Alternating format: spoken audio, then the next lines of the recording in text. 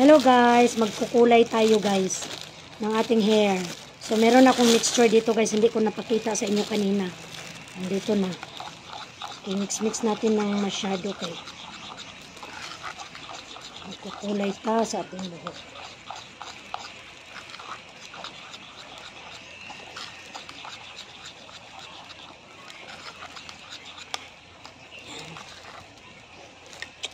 Okay, let's try. Yung brush ng lababo guys, gigamit na nako.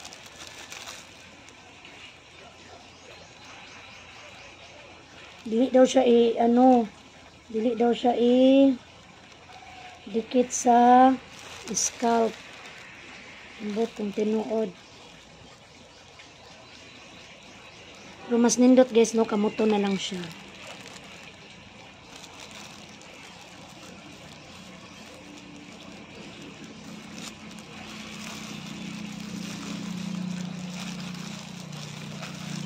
Halang man sa mata, uy.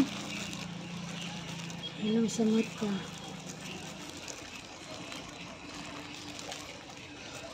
Yung asawa ko sana yung ipapakulay ko, guys. Kasi mura nahubog man yun, eh. Laig baho, eh.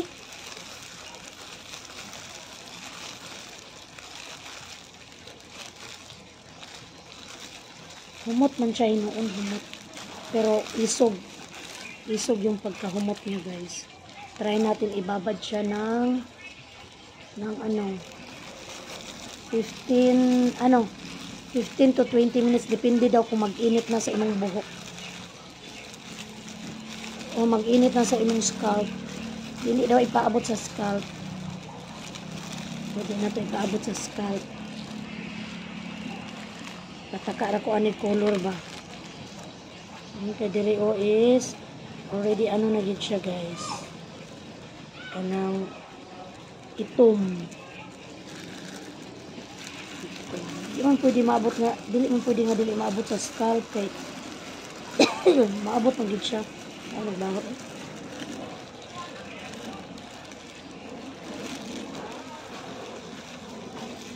Dapat na akong bano eh siya tulog man.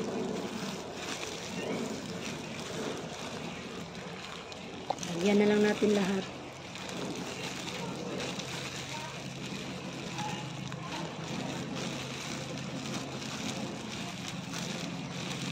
Yan na natin lahat, guys. Avoid daw sa tip. Ano sa umani nga di mo gayta pakita. Avoid po daw sa ano.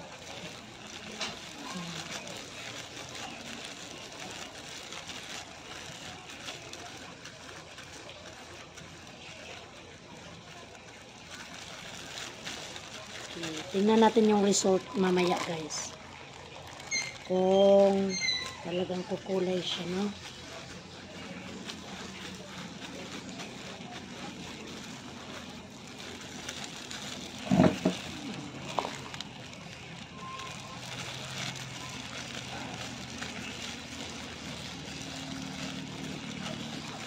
Init juday siya guys, init siya sa buhok.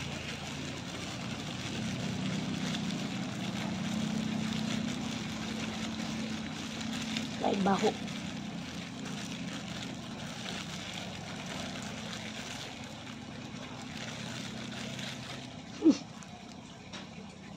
Sakit sa ilong. Ahak.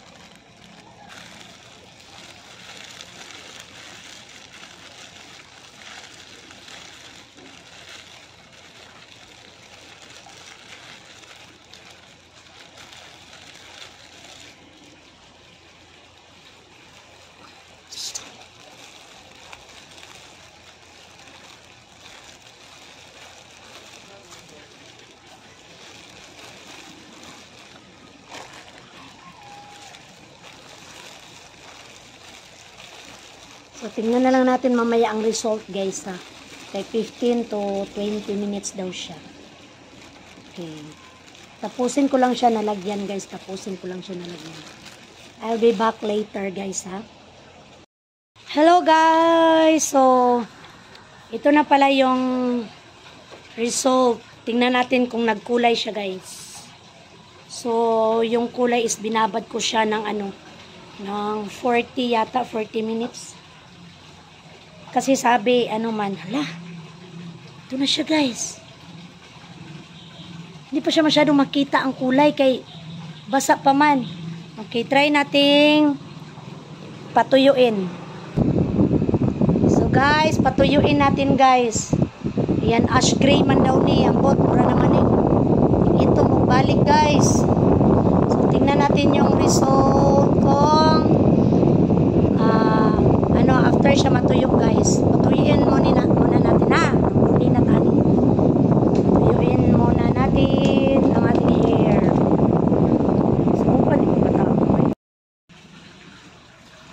So guys, ito na yung guys, result ng ating hair color.